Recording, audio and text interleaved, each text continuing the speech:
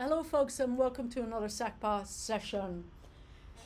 SACPA acknowledges that this event takes place on the lands of the Blackfoot people in the Métis Nation of Alberta Region 3.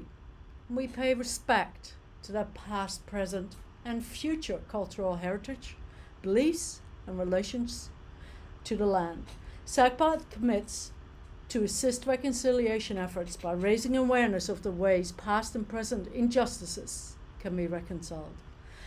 SACPA would also like to thank our sponsors for their continuing support that we receive from the University of Lethbridge, or Spotlight, and the Lethbridge Herald. Today we're very happy to have with us Michael McCready. Michael, thank you so much for joining us and for your flexibility. I know we'd scheduled you a while ago and COVID got in the way, so I really appreciate that. Michael McCready is an educator and a researcher with a focus on immersive technologies such as virtual and augmented reality. He has over 20 years of development and is driven to explore new technologies and understand their applications within business and society. He introduced one of the first VR development courses at the Lethbridge College in 2016, when he taught students to develop a mobile VR game. One of Mike's focuses is the social interactions made possible with VR, and has planned and facilitated numerous VR activities that have garnered national and international attention, including the world's first full-day conference held in VR, Merging Realities. Michael, thank you so much again for joining us, and we look forward to your presentation. Awesome. Thank you for that introduction. So I won't go into a little bit about myself, but I want to talk a little bit about what we do at Lethbridge College. And on slide 3, I'll talk a little bit about the START Center and our goals. So the START Center is the Spatial Technologies Applied Research and Training Center, and really looking for ways that we can work with organizations to help them improve their workflows, their bottom line, employee safety by implementing these technologies into their workflow. Over the last couple of years, since we've been actively focused on this, on slide 4, talks a little bit about the growth that we've seen with regards to our START Center. We brought in over $2 million through federal and provincial grants, as well as service contracts with community organizations, even in Lethbridge here. We're really grateful for the opportunity to work with clients and organizations to help them realize the opportunity that this technology will provide them. So I want to talk a little bit before we look at the use cases and the risks and those kind of things. Get a common lens for all of us here, and what is virtual reality. So on slide 5, virtual reality is really about transporting you into a virtual environment, a computer-generated virtual environment. And here on this screen here, you can see one of our instructors at Lethbridge College, Alison Secor, actually demonstrating a virtual reality experience that we built for the MD of Greenview, which I'll talk about a little bit later on. So virtual reality transports you to a virtual environment. And on slide 6, augmented reality, which is another terminology that we've heard of before, AR, is where we are overlaying virtual content or digital content on the real world. So here's an actual example of an AR application that we built for the MD of Greenview as well, to talk about how some of their dinosaur tracks in Grand Cache, how they were created. And then another common term that we've seen on slide 7 is mixed reality. And this one's a little bit less common than VR and AR. Mixed reality, or MR, is kind of a blending of the two, virtual and augmented reality, in that you're taking digital content and overlaying it in the physical world. But where it's different than AR is that that digital content can interact with the physical world, and you can interact with that. So here in this screenshot, you can see a person who is using a VR headset, but where it's actually got these pass-through cameras that allows them to see the physical world around them, so their desk and whatnot, and allows them to interact both with the virtual content and the physical content. And we're seeing a growth in this area here. And as the headsets become more widely available that allow for this pass-through technology, we'll see this mixed reality concept really explode. On slide 8, I talk about this terminology called XR, and really it's an umbrella terminology that kind of takes all these immersive technologies, VR, MR, AR, and puts them under that umbrella. So when you hear that term XR, they're usually using that to define a group of these categories here. So on slide 9, I talk about how the technology is not new. Believe it or not, virtual and augmented reality has been around since the early 60s. So here is a screenshot of a device called the Sword of Damocles, which was developed by Ivan Sutherland, and it's a head-mounted display. And the reason it was called the Sword of Damocles is because you can see it in the picture, the hanging device that kind of had to get supported by all these kind of chains and pulleys. So it was one of the first immersive technology devices. So it's been around for a long time. And on the slide in 10 and 11, kind of just blaze through those a little bit here. Just kind of shows some other screenshots of the technology over the years. So it's not a new thing, but because of some of the advent of the Oculus or now Rift, it's really made it more consumer friendly. And as the devices such as our smartphones, like I have here, have become more powerful, it's really allowed the AR concepts to really become more mainstream. We're seeing this rapid growth. So why should we care about XR? So on slide 12, I show a graph, and I will make these slides available or whatnot, so you can see the citation at the bottom of the graph. Here we can see some forecasts of the potential growth of AR and VR users over the next few years. And as you can see, AR is going to be a dominant force, largely in part because of these devices that we have here, but there are still some friction pieces of making it difficult because it's quite challenging to be going like this. So as we see more head-mounted AR devices, such as rumored ones from Apple and from Facebook or now Meta, we'll see that rise even higher. On slide 13, some of the revenue forecasts that you can see over the next few years is quite high. And again, on the AR side, you see that rapid growth in revenue ability because the ability to have with augmented reality, and I didn't talk about that before, is that you still are experiencing the world around you, where VR is typically a very isolating experience. And I'll talk about those downsides in a few minutes here. So we're seeing that growth because of AR being more utilitarian, more ubiquitous, so that it's really a part of our life, just like the phone is a part of our life today. So before I get into all the cool things and the great things about VR and AR, I wanted to talk a little bit about some of the risks, and we'll just kind of blaze through them because I don't want to talk on the negatives too much, but really want to at least make it known. So on slide 14, there are some physical health risks, obviously. Motion sickness is a common one, particularly with virtual reality, not as much with AR. Eye strain and collision with nearby objects. Again, most of these are typical risks that you'd find with a head-mounted device like a VR headset, but they still are possible with some of the AR pieces as well.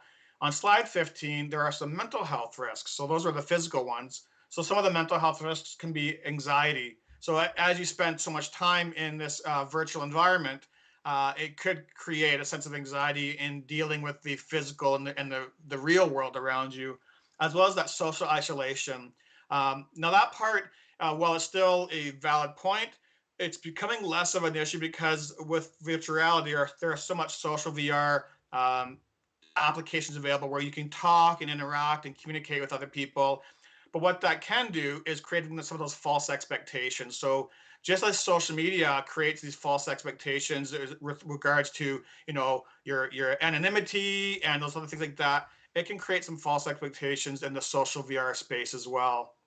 So besides some of the physical and mental health risks, there are some societal risks. So on slide 16 and the next few slides, we talk about some of those. So privacy being one of those, right?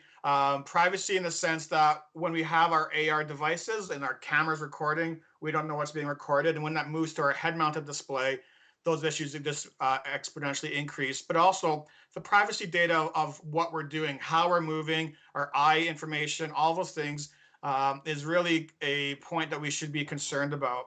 Abuse and harassment. So sorry, I'm just lost my track here. Yeah, so abuse and harassment. So slide 16, shows you the potential of behind that anonymity, people abusing and harassing. And there have been a number of known cases. And believe it or not, harassment and virtuality can have the same psychological effects as harassment in the physical world. There have been case studies. There are people who are experiencing PTSD in these environments. And so because it's just a bunch of pixels and spatial audio and all that, does not mean it does not have the same psychological effects. On slide 17, the ownership of digital property. So as we start anchoring this AR content around the world, who's going to decide who owns that digital space, right? So here's an example of a art installation that was done by an artist with Snapchat in Central Park, where they put this gigantic kind of balloon animal art piece. Now, the vandalism that you see there didn't actually happen. They didn't have their servers hacked, but it was to send a message as to, what if I don't want to see this art installation at the specific place? Who owns this content? So that's something to really consider as we go forward here, is the digital ownership of the digital content. And then on slide 18, echo chambers. One of the strengths of augmented reality is that we'll be able to see information that appeases to us, information that we connect with. Just like on social media and on the internet, we join forums, we join clubs, we join groups that match our interests. The same possibility will be available in AR, but it will be exponential.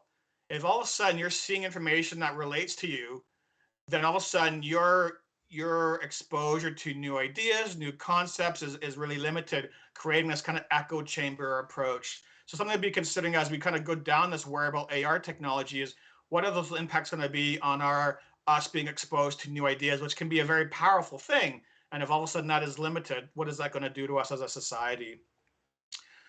So I want to talk a little bit about why VR. VR, particularly right now, is where most of the interest is, because the technology is more advanced. AR technology requires a lot more information and computer processing power that the devices just have not met. So in VR, on slide 19, I talk about this acronym that was actually coined by Jeremy Bailenson from Stanford University. So if you want to look more about this, do a Google search for Jeremy Bailenson. So the DICE acronym. So on slide 20, D stands for dangerous. So when you're in VR, experiences that might be too dangerous to recreate in the physical world are a great use for using virtual reality. So here's an example of a firefighting simulation. You wouldn't necessarily want to start a fire in your home and practice putting the fire out, but you could do that in virtual reality. On slide 21, we talk about things that are impossible, the I of the acronym. So here's a screenshot actually from some work done by Jeremy Bailenson about looking at the ability to reduce racial biases by putting you inside another body, right? We've heard the phrase, walk 1,000 miles in someone's shoes. Here you're actually, in this experience in the screenshot, you're able to have a Caucasian male experience something as a African-American female and some of the harassment that they might be experiencing. And so it's able to have us be able to do things that are impossible, because I cannot embody another person, but through virtual reality, I can. On slide 22, things that are dangerous or sort of counterproductive. So here in this screenshot, you can actually demonstrate the impact of water pollution on the coral reef in this screenshot. You wouldn't necessarily want to go and dump a bunch of crude oil and other pollutants into the ocean, but you could do that through virtual reality to show the impacts of this on the environment. And then the last one, E, things that are expensive. So something that would be too expensive to do. So we can travel to the moon. We've done it before. We've traveled to space, quite costly. I think the last thing I remember for Jeff Bezos' rocket to space was like in the millions of dollars that I think you had to pay. But now we can experience it through virtual reality. So these are some examples of when you might want to develop an experience in virtual reality that meets the DICE acronym. But what about what you guys do? What about communications, marketing, PR, public affairs? So on slide 24, and for the next few slides, I'll talk a little bit about how this XR technology is helping in kind of more of your related world. So for example, being able to experience a brand. So here's a screenshot from Dior where they actually had gift boxes that were AR enabled. When you held your phone up to it, it created an elegant animation on that gift box, right? So all of a sudden it elevates their brand to something creative and beautiful, more than just a regular kind of packaging. On slide 25, here's another example of experiencing a brand. So Coca-Cola released this new Starlight soft drink. And if you used your phone and unlocked it with an AR application, all of a sudden you had an Ava Max concert inside your Coke can that you're able to experience this kind of wondrous opportunity. And so it aligned well with the brand of the Starlight brand of Coca-Cola. Slide 26, meetups, events like this, or press conferences. So here is one that we put on through Lethbridge College for EDL, Economic Development Lethbridge, where it was the wrap up for their Brighter Tomorrow campaign. And we had Minister Schweitzer join us, as well as a number of people in virtual reality, which was a great opportunity. And then slide 27, we can kind of just go through those quickly as well. There's similar events that we hosted in virtuality where we had people from around the world and geographic distances. So it actually closed our global, our bubble into a nicely close-knit community. All right, on slide 29, storytelling, right? So here's a VR screenshot from a VR experience called Wolves in the Walls, which is based on a book where you were actually able to embody the imaginary friend of the main character who we see in the screenshot here. So it can elevate storytelling to a completely new level where the participants can be a part of the story, which can be a very powerful way to communicate a message. On slide 30, now this video won't work, unfortunately, but tourism. So we built and I talked about earlier, we built an experience for the MD of Greenview. They have a dinosaur track site up in Grand Cache, which is the only one of its kind in Canada, but they can't bring people to it because of the safety concerns, because it's on the side of a mine cliff. So we built the experience for their tourism center that allows people to experience a paleontologist for a day, where they get to learn about the environment, see the track sites. So great opportunity for tourism. On slide 31, journalism. So here we can see a couple screenshots from Time Magazine where they showcase through augmented reality the impacts of the Amazon rainforest wildfires that were happening. I'm not sure what year this was happening, but we can actually see the impact there. So journalism can be a great way beyond just 360 video, which we probably all have heard of, where we can actually demonstrate in a more interactive and tangible way some of the impacts of the stories that you might be covering. Slide 32, again from Jeremy Bailenson. He's done some amazing research where you can use the technology to develop empathy. Some people have called virtual reality the empathy machine. And while that may not be actually accurate, where it can't create something if something doesn't exist, but it can help foster and grow empathy. So in this experience here, the person, and I've actually had tried this, it's called Becoming Homeless, where you actually go through a protagonist in the story who has, for various reasons, become homeless because they can't pay the rent. You can see in the screenshot there, the eviction notice. On slide 33, part of the environment is where you're traveling on a bus because you don't have a car anymore and you're just traveling around, and all you have is a backpack, and you've got to watch the backpack, but you got to watch the person behind you in VR because they keep trying to stealing the backpack. And if you turn away from the person in front of you, it's caused very stressful. So actually, for me, when I tried it, it created a sense of empathy that I probably wouldn't have gotten from a billboard ad or a newspaper article about the homelessness concerns. So it actually, for me, raised some awareness. So it's a great opportunity for that. Those are some examples kind of related in the kind of public affairs vein of the opportunities for XR technology within your world. So on slide 34, but isn't it all a fad, right? It's gonna kind of go away like we see these fidget spinners have gone away, right? Possibly. Slide 35, people thought about that about the internet in the early 90s. I don't know if you recall, I do, the internet being born and how amazing it was. But there were a lot of people at the time who didn't think it was going to last. But now it's everywhere, right? We can't live without the internet, for good or for bad. It's a part of our lives. It's a ubiquitous kind of aspect of our everyday life throughout society. And the same will happen with the XR technology. So on 36, we are about to enter the next computing revolution.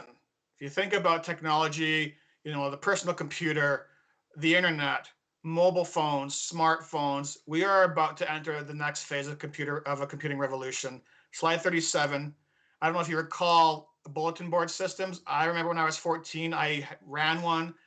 Basically you connected from one computer to another. You could text chat, play text games, share files. It was amazing, right? But on slide 38, there was an evolution, right? And this doesn't capture the entire evolution. Obviously, there's ARPANET and DARPANET and all these things, but we see this evolution from the bulletin board systems where it was dial-up to the internet, World Wide Web, to this thing called the Metaverse, which we may or may not have heard. Maybe we've heard about it because Mark Zuckerberg renamed their company Meta. Metaverse is not a Facebook or a Mark Zuckerberg concept, but where did it come from? On slide 39, a lot of people are probably asking themselves that question: what is the metaverse, right? Is it something from movies? Is it something that Mark Zuckerberg came up with? What is it? On slide 40, if you haven't read this book, I highly encourage you to do so. Snow Crash by Neil Stephenson. This is where the term metaverse was first coined. Okay, in his novel, it's a dystopian novel where people kind of go into this metaverse, which is a virtual reality environment to play, to transact, to do different things that they couldn't do in the physical world. Slide 41, the metaverse is not spatial. The metaverse is spatial. It's 3D. It's not just virtuality. Just like we access the internet through our computers, our Xboxes, our smart TVs, our phones, we will access the metaverse through a variety of devices, VR devices, desktop computers, AR devices, wearables, those kind of things. It's a destination similar to the internet. And a lot of people are calling the metaverse the next iteration of the internet. Okay. It's not fully defined, right? People are still trying to figure out what this is, what it's going to entail, how you're going to do business, how you're going to protect your identity, because identity will be a big part of the metaverse. Our own personal identity, our own personal avatar. How do we go from one place to another? Just like you go online, right? You sign into websites, you use your Facebook account or your Google account. How is that going to be figured out? And people are still working on figuring that out. So on slide 42, is the metaverse a fad or is it fate? I am of the personal opinion that it is fate. It is coming. That train has left the station and we can't stop it. We can't deviate it. We can't do anything to address that. All that we can do is be prepared for that. All that we can do is make sure that our voices are known, that we address some of those concerns I talked about, such as privacy, which is a big one, such as protection of our identity, such as harassment and whatnot. We have to be our own advocates, our own voices for that. It is coming. So what is next? So on slide 43, there's a lot of opportunities going forward here, right? It's more than just creating 3D content. It's about connecting, like we're connecting here today, but in a spatial way. Imagine being able to be with your colleagues or your close friends in an environment where you have that sense of physical proximity, even if they might live in China or South America or the UK, being able to talk to someone and have, those hand gestures that even though we might see me hand gesturing on here, it falls flat because it's mediated between this 2D screen, whether you're watching on your phone or on a computer. That mediated screen really deviates and takes away from the opportunity. We've all probably experienced Zoom or Teams fatigue as we've had a number of meetings and connections for work on these platforms. Looking at the metaverse or whatever it's going to be called, the spatial technologies is a way for us to communicate, to have fun, to communicate for business in a way that's not currently possible.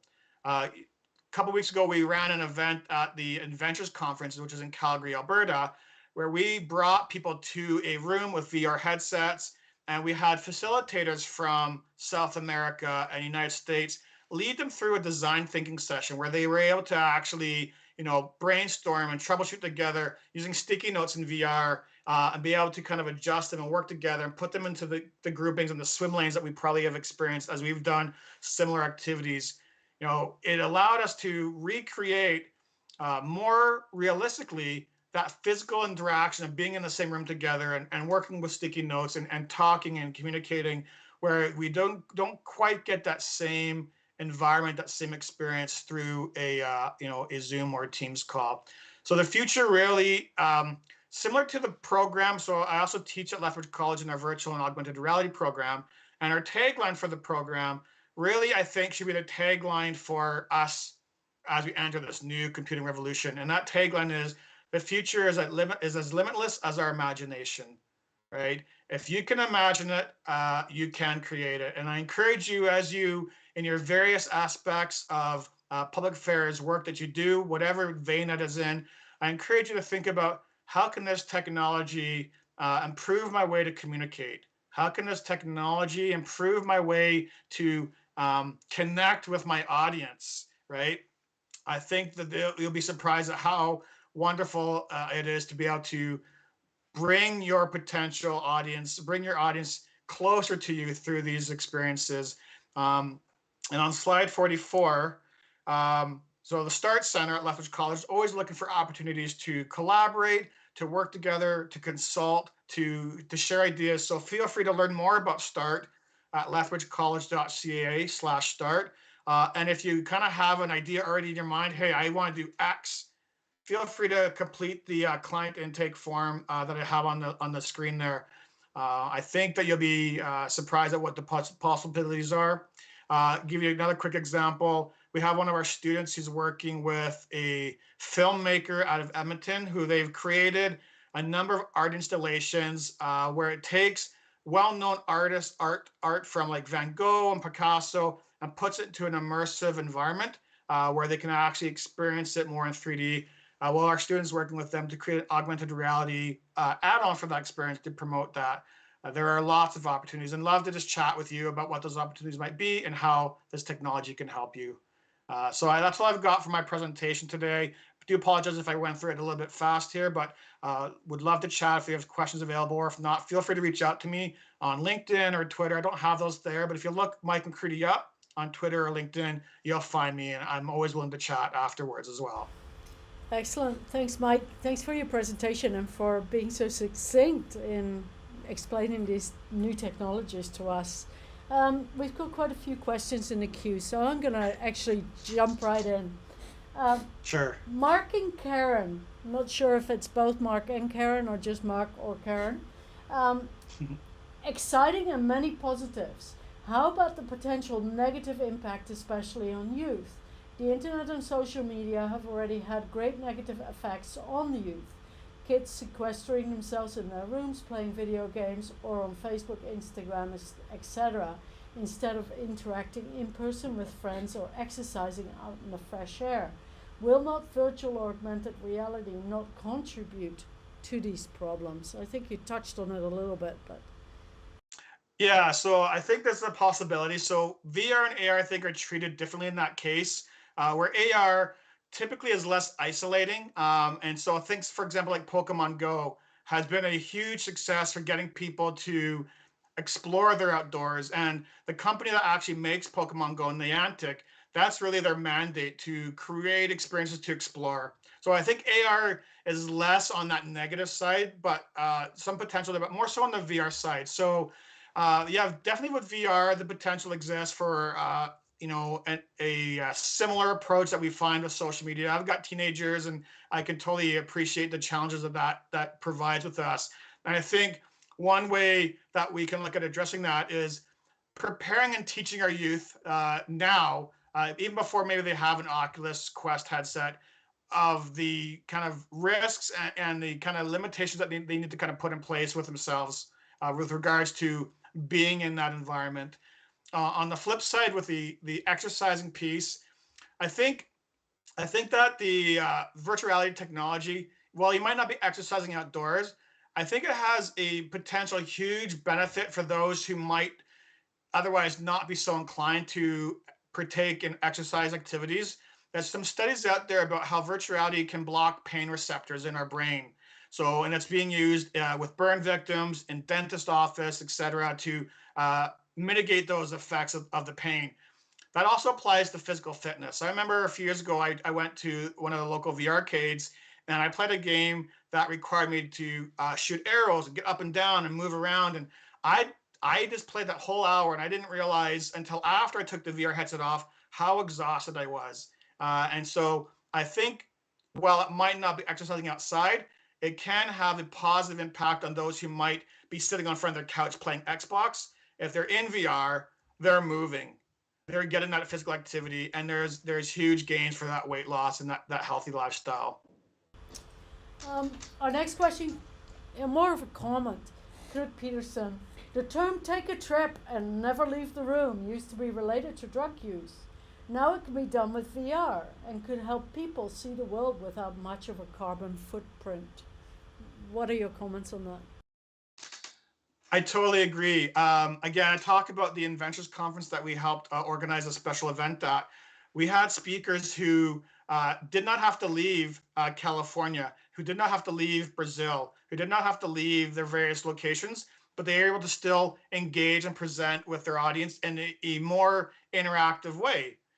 So I think that and actually I wrote an article on LinkedIn a number of years ago about the environmental benefits of virtual reality. So I totally agree.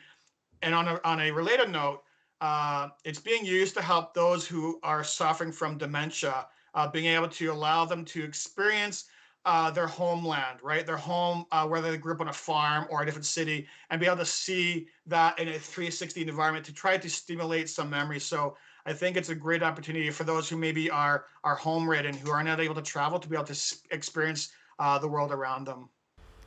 So in the creation of the social media platforms, there was sort of these ideas of how it should be, and then it came to reality, and there was all these negatives that came out, or things that weren't meant, or weren't created for that, and it was sort of hindsight. And technology tends to take on a world of its own, and a life form on its own that's outside of what the creators had thought. How is that going to work for AR or VR, for that matter? Do we know some of those already? Are we thinking about that? Have we learned from social media platforms in that way? That's a really big question, because I think and that's an important question.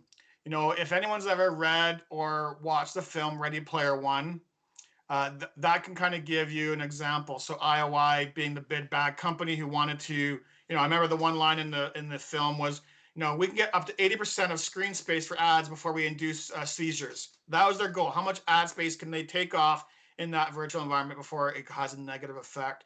And I think that is something that we need to be aware of, because that's going to continue, I think, to happen, right? And we need to not just be aware of that, but we need to be vocal about that. So that ad piece is one aspect there. But I think one of the other things that we need to consider is, how is identity? And I think identity is going to be a big part of that. How is that going to be portrayed and protected? On current social media platforms, anybody can create an avatar, or sorry, an account, throw a silly avatar up on there, and then they are just this anonymous person. Is that going to be something that continues to happen in virtuality, or are we going to have more of our identity tied to a physical identity using things like blockchain technology? I think there's a lot of unanswered questions, and I unfortunately don't have all those, but I think one thing that we need to do as potential consumers of this is to do our own research and to constantly question. Yeah, and if you look at the way that Russia is influencing, or claims that Russia is influencing through social media, voting, patterns, and right, it can get quite out of hand, I'd say. Totally. Yeah. Our next question comes from Louis Schultz. Thanks for sharing this thought-provoking presentation. Would you elaborate on the work done with businesses to improve their workflows, etc.? Is this similar to the learning method, which is in quotation?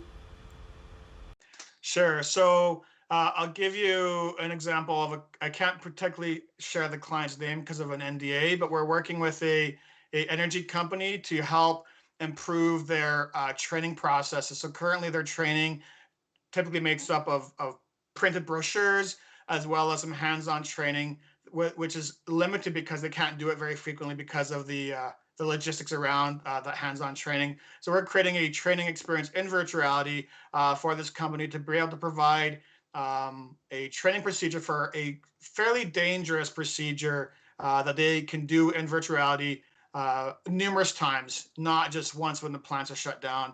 So that's an example where we're looking at adding this into a company's existing workflow to improve efficiencies, as well as to improve employee safety. And one of the things that we do when we develop these training scenarios, and that's a big kind of request, and when we see adoption of virtual reality technology, it's because of training.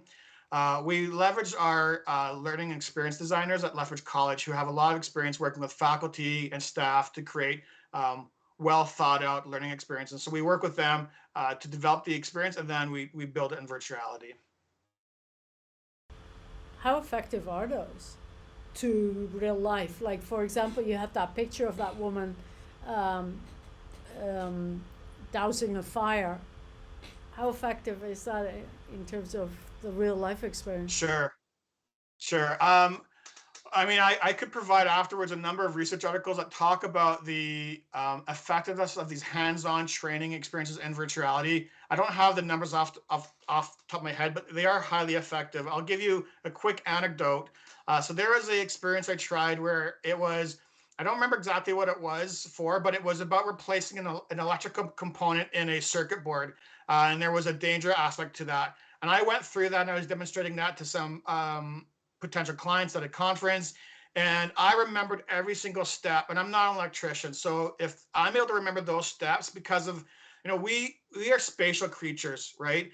We need to do things. We talk about active learning, right? There's no better way besides physically doing it, which, can be dangerous.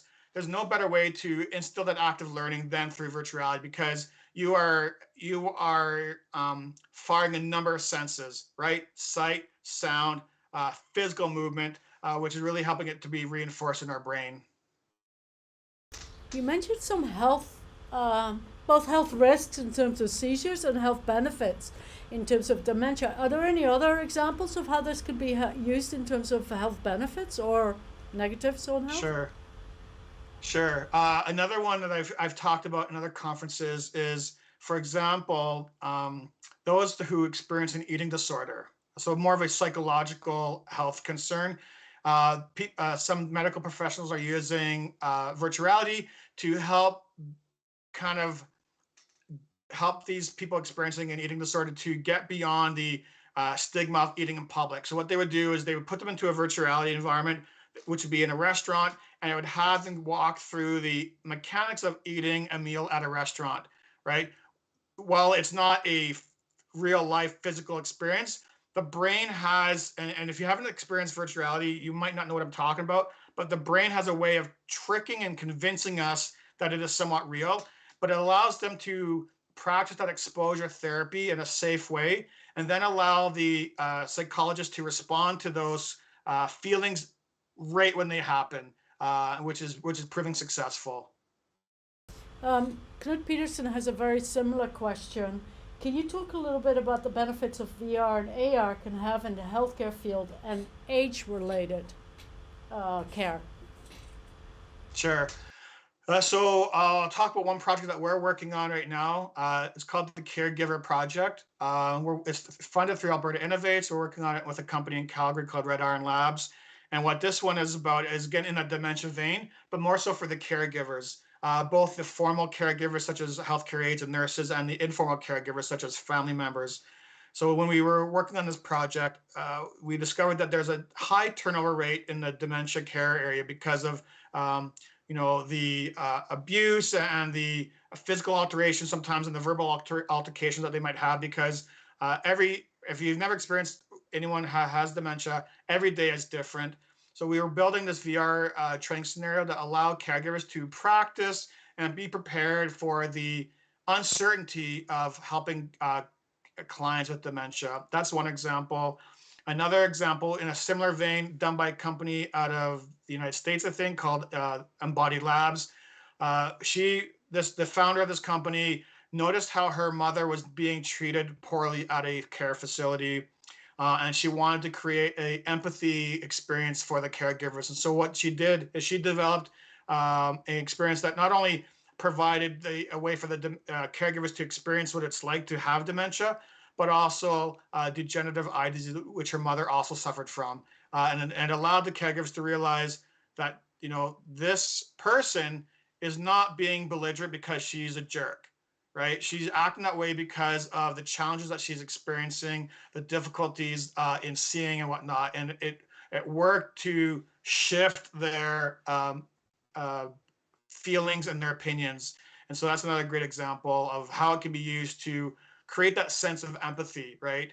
Which is a really powerful use for that tool. Next question comes from Laura Scholl. Has the Lethbridge College reached out to the Truth and Reconciliation or Indigenous people to incorporate the empathy benefits in these techniques?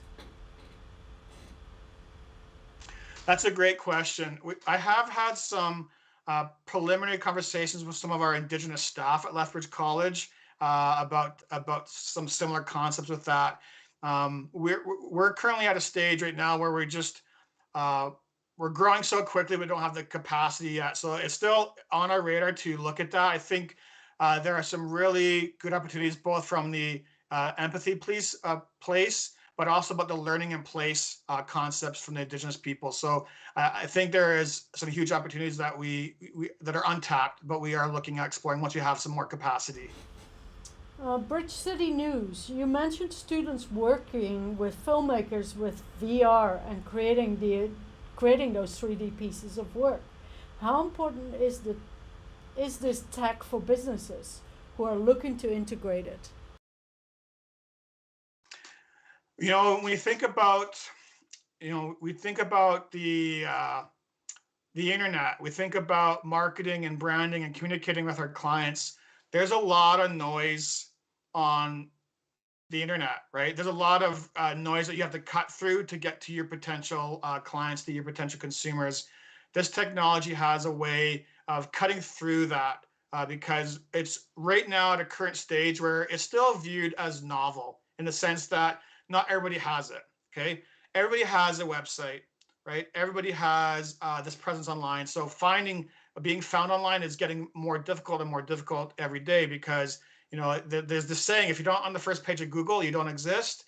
Well, if you do a search, any kind of a search, you'll notice that there are millions and millions of page results in that search result. So having a technology that is a bit more of a cutting edge, a bit more new, has a way for you to be able to cut through some of that noise there.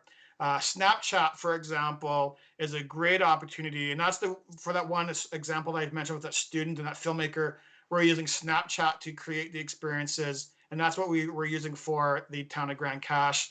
And if you look at some of the statistics from Snapchat, they're growing exponentially because of the simplicity, but also the ability to connect not just the experience, but connect it to a store. So a lot of companies are using it for retail promotion. Virtual try-ons as an example, being able to try on a watch or shoes and be able to click a button and buy that right away is something that we're seeing rapid adoption across the retail spectrum.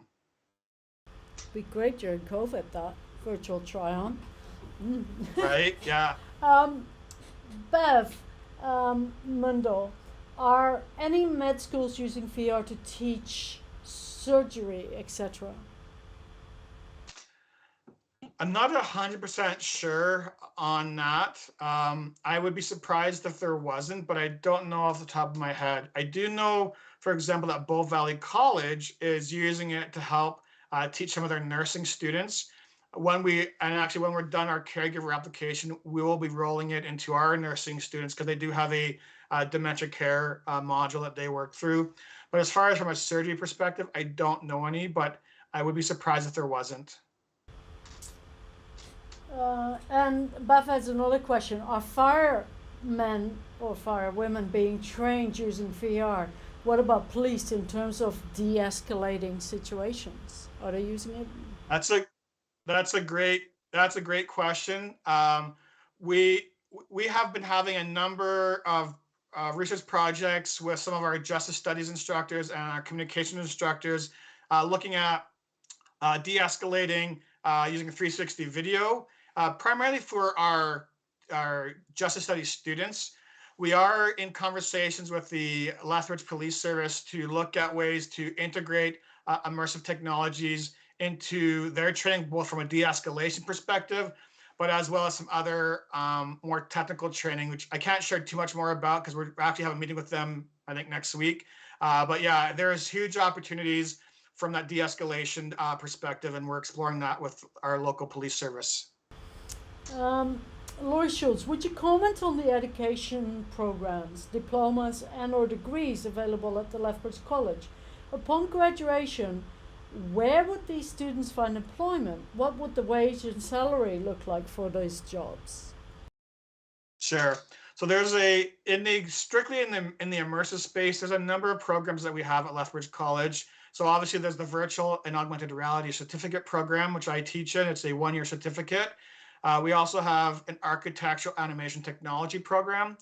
which is a 2-year diploma, and that's more so on um, creating architectural renderings, but that have an animated component to it, whether it's a walkthrough or a fly-through, is still an immersive in nature. And then obviously there are a few others that are less more tangential, such as our digital communications and media program, which does do some work with 360 video. And then our multimedia production program, where while it's not strictly immersive, there are some immersive components to that.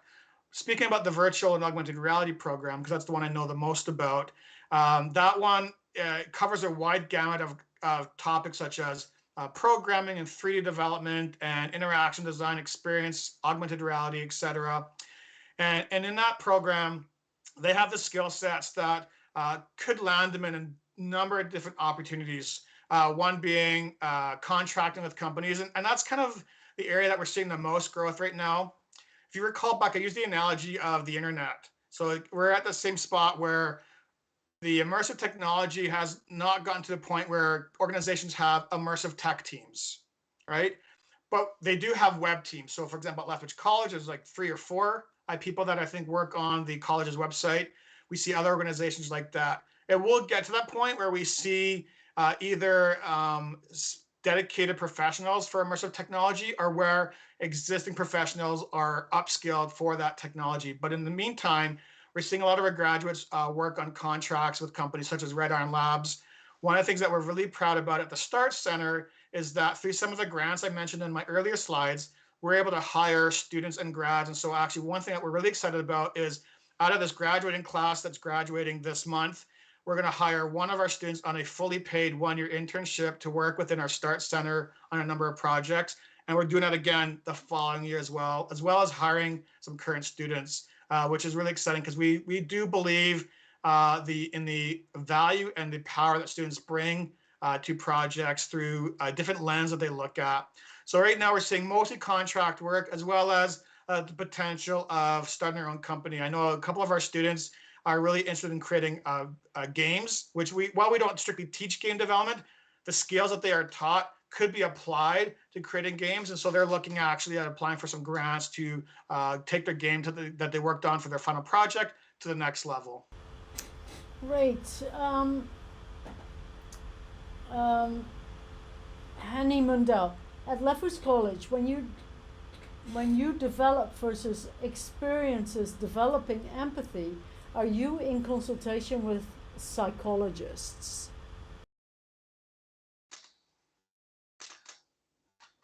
That's a good question. So we haven't specifically developed any applications that are strictly for developing empathy.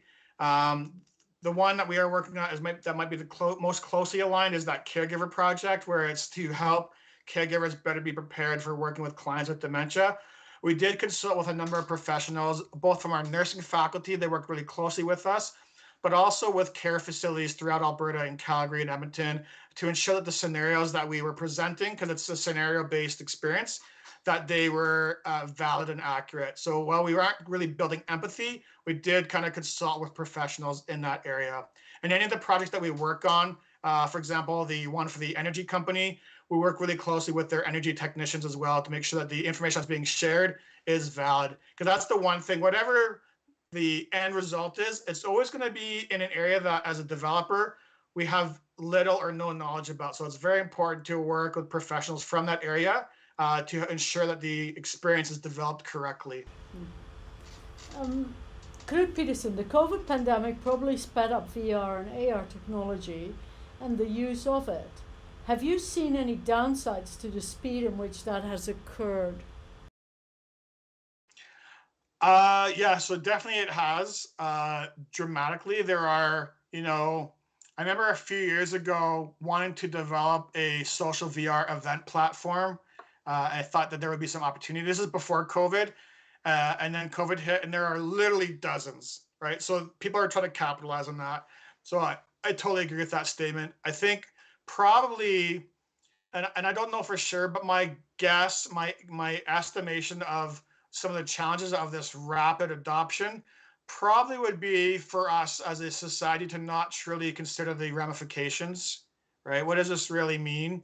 And from a social interaction perspective, from a health risk perspective. I think that has maybe made us not as considerate of those because of the rapid adoption.